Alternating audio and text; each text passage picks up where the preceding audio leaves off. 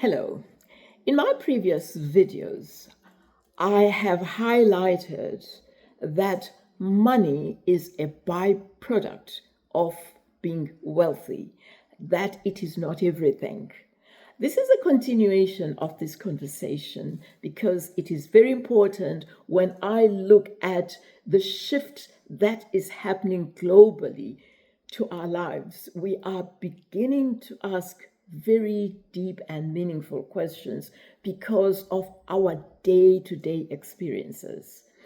I'm Linda. As I've indicated, I work very, very closely with Nelson Mandela, and there are lasting lessons that I learned, and I live by those lessons, and I would like to share them with you because the peace, the prosperity, the growth spiritually and otherwise that I enjoy, I would like to share that with you. I've indicated in my previous videos that some of the elements of being wealthy involve health, self-development, the social aspect, family, and friends. I've said if these elements are weak or they are not aligned with you, there is a disconnect. So today I am taking this conversation further. I want us to look at the mind, your mind, as well as my mind. But in particular, I'm sharing this because I would like you to look at your mind. First of all, we are not talking about the brain. We are talking about something that is invisible. Even surgeons have not seen the mind and they have not seen thoughts, but the thoughts that affect our actions as well as how we communicate are invisible. They flow from this invisible thing called the mind. Further, I have said in my previous videos that our thoughts are not us. They don't define us. So they just come. They surface. So we need not condemn ourselves for thinking what we think, but we are going to come to that later. Let's talk about actions. How are actions related to wealth? It is a fact that we take action because of how we feel. If we have to run and we are scared, we take action because of our beliefs. We take action because we choose. We take action because there is a thought that we associate with. If it is anger and we respond in anger, that is action. So the bottom line is that actions are very important. Actions by doing, by speaking, even by not doing anything, they are important. And I have put together actions and communication, as well as the mind, of course, to be a package that I am presenting to this video. Actions.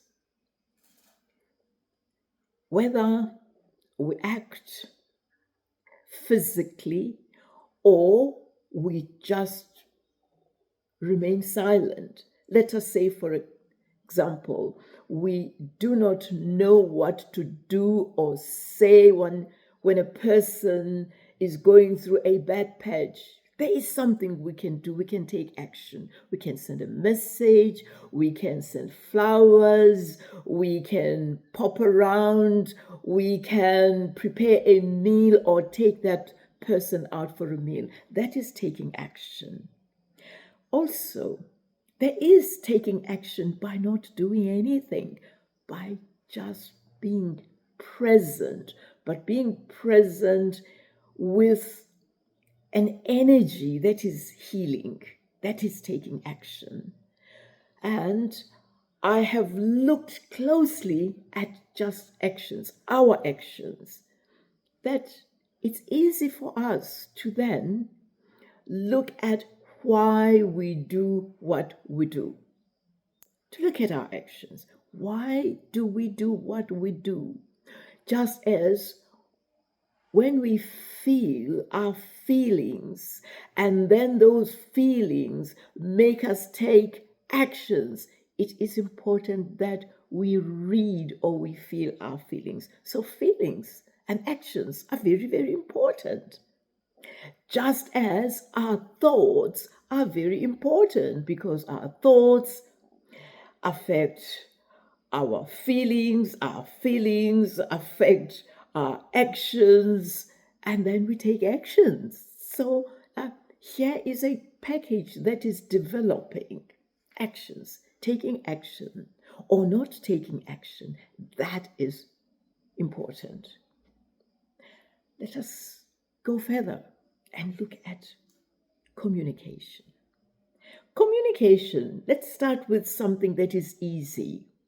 Communication through writing, video, radio, that is communication. And, the internet, that is mass communication. These are very, very important. And it's obvious.